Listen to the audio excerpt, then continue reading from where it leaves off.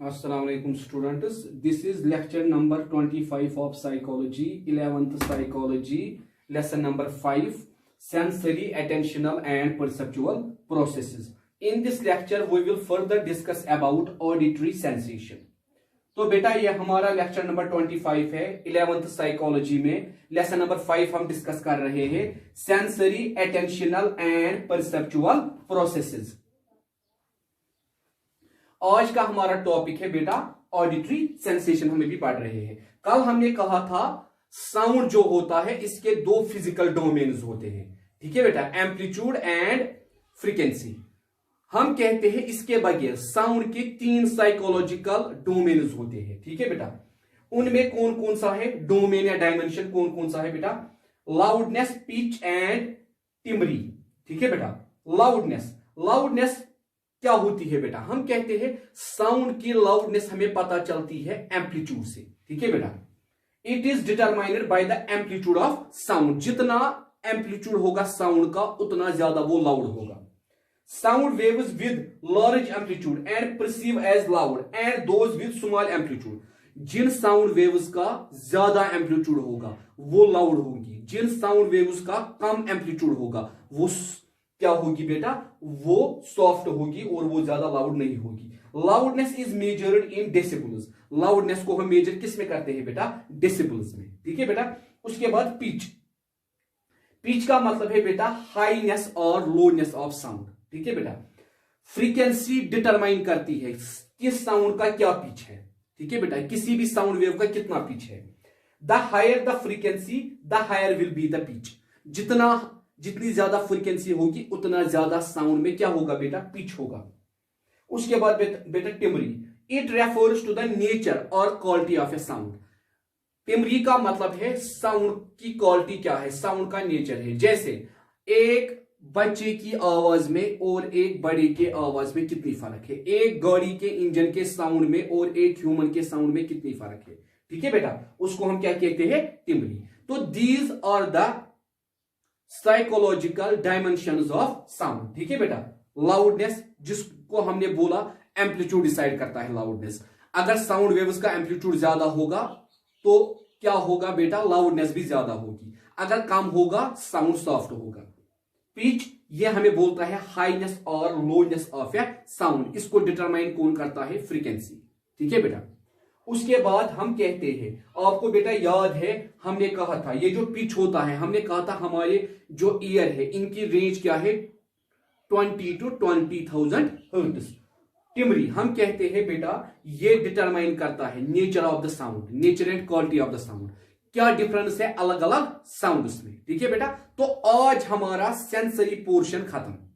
अब हमें उठाना है इस चैप्टर का second portion, attentional portion. Thank you बेटा।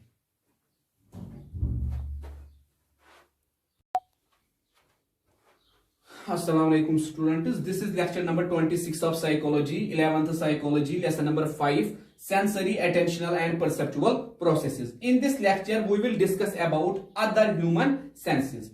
तो बेटा ये हमारा लेक्चर नंबर 26 है 11th साइकोलॉजी में। लेसन नंबर 5 हम डिस्कस कर रहे हैं सेंसरी, एटेंशनल एंड परसेप्चुअल प्रोसेसेस।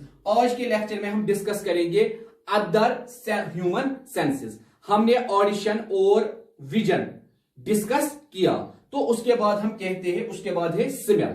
हम कहते हैं स्मेल सेंसेशन जो होती है बेटा ये बनी होती है मॉलिक्यूल्स की।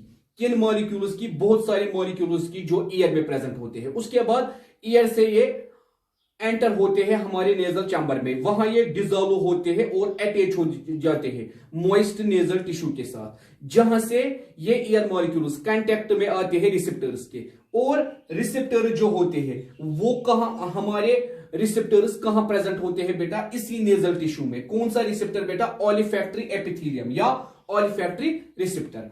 ह्यूमन बीइंग्स के पास ये receptors, smell receptors, olfactory receptors 50 million होते हैं और डॉग्स के पास बेटा ये होते हैं 200 मिलियन। इसीलिए डॉग्स को सूंघने की शक्ति ज्यादा होती है। मगर अल्लाह ताला ने हमें ये नियामत दी है कि हम डिस्टिंग्विश कर पाते हैं बहुत सारे स्मेल्स के दरमियान, एटलीस्ट 10,000 डिफरेंट स्मेल्स के दरमियान। उसके बाद है बेटा टेस्ट।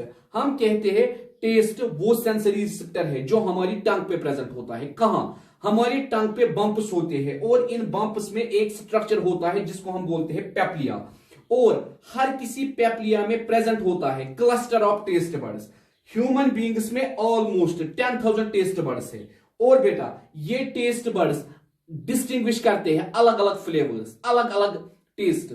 जैसे हमें मालूम है 4 basic taste: salt, sweet, bitter, ठीक है बेटा, सॉल्ट, स्वीट, बिटर एंड सुअर। मगर हम कहते हैं उसके बावजूद भी ये डिटेक्ट करते हैं क्या?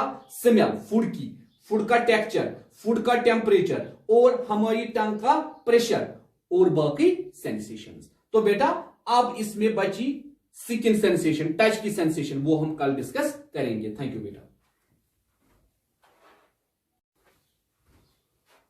Assalamualaikum students, this is lecture number 27 of psychology, 11th psychology, lesson number 5, sensory, attentional and perceptual processes. In this lecture we will discuss about other senses.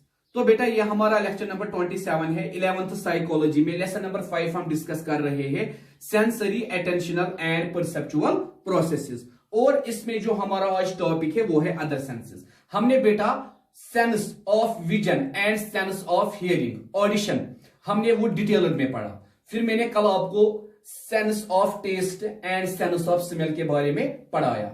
आज हमें पढ़ना है टच एंड अदर सेंसेस। हम कहते हैं बेटा स्किन हमारा important sense organ है जो कौन कौन सी सेंसेशन प्रोड्यूस करता है बेटा? टच की, प्रेशर की, वार्मथ की, कोल्ड की और पेन की। हम कहते हैं जो हमारा स्किन है इसमें स्पेशलाइज्ड रिसेप्टर्स होते हैं जो इन सेंसेशंस को डिटेक्ट कर पाते हैं, मगर ये रिसेप्टर्स हमारे स्किन पे, ये रिसेप्टर्स बेटा हमारे स्किन पे इवनली डिस्ट्रीब्यूटेड नहीं होते हैं, यूनिफॉर्मली डिस्ट्रीब्यूटेड नहीं होते हैं।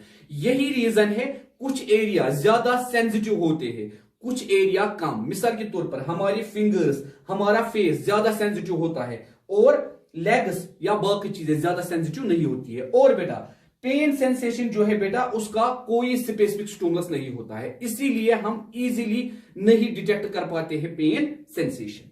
उसके बाद बेटा अब अटेंशनल प्रोसेस, हमारे लेसन का दूसरा part, attentional process. What do you mean by attention? Attention हम किसे बोलते हैं?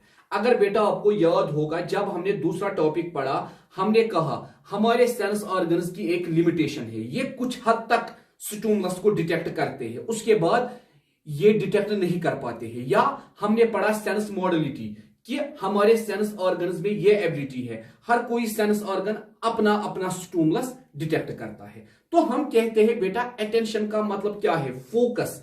अटेंशन का मतलब क्या है? अलर्टनेस। अटेंशन का मतलब क्या है? कंसंट्रेशन। अटेंशन का मतलब क्या है? सर्च। ठीक है बेटा, मैं आपको सिंपल एग्जांपल दूंगा। आप बेटा क्लासरूम में जाओगे, मगर आपके दिमाग में पहले पर्पस होना चाहिए, आप किस वजह से क्लासरूम में जाओगे? क्लासरूम में आप खेलने जाओगे कि क्लासरूम में आप पढ़ने जाओगे? आपको क्लासरूम में पढ़ने के लिए जाना है, इसीलिए आपके दिमाग में क्या स्टिमुलस क्रिएट होना चाहिए? हम कैसे पढ़ेंगे? जो ही आप क्लास में गए, अगर आपने अटेंशन क्रिएट नहीं किया अपने स्टिमुलस पे, आप क्या काम करोगे? आप दीवारों की तरफ देखोगे, आप पेंटिंग्स की तरफ देखोगे, आप दूसरे लोगों के साथ मजाक करोगे, दूसरे लड़कों के साथ मजाक करोगे, लड़कियों के साथ मजाक करोगे। ठीक है बेटा, आप टीचर की तरफ कोई फोकस नहीं करोगे, कोई अटेंशन नहीं करोगे, कोई कंसंट्रेशन नहीं करोगे। रिजल्ट क्या निकलेगा? आपको लर्निंग जो है वो क्या हो जाएगी? Faulty learning. यही बेटा यहां है। यहां अटेंशन प्रोसेस का मतलब क्या है? अटेंशन प्रोसेस का मतलब है वो प्रोसेस जो the process through which certain stimuli are selected. ये वो प्रोसेस होती है जो सर्टेन स्टिमुलस को क्या करती है बेटा? सिलेक्ट करती है from a group of others, बाकी ग्रुप से। Is generally referred to as attention. इसी को हम बोलते हैं अटेंशन। मतलब जो हमारी नोज होती है वो किसको बेटा सिलेक्ट करती है? स्मेल सेंसेशन को। किसको बेटा? स्मेल सेंसेशन को। और जो ईयर होते हैं वो किसको सिलेक्ट करते हैं? ऑडिशन सेंसरी को, पूरे ग्रुप ऑफ सेंसेशंस में। ठीक है बेटा, इसीलिए हम कहते हैं अटेंशन का मतलब है बाकी प्रॉपर्टीज भी, अलर्टनेस, कंसंट्रेशन, सर्च। ठीक है बेटा, तो बेटा कल हम डिस्कस करेंगे इसके बारे में फर्दर। थैंक यू बेटा।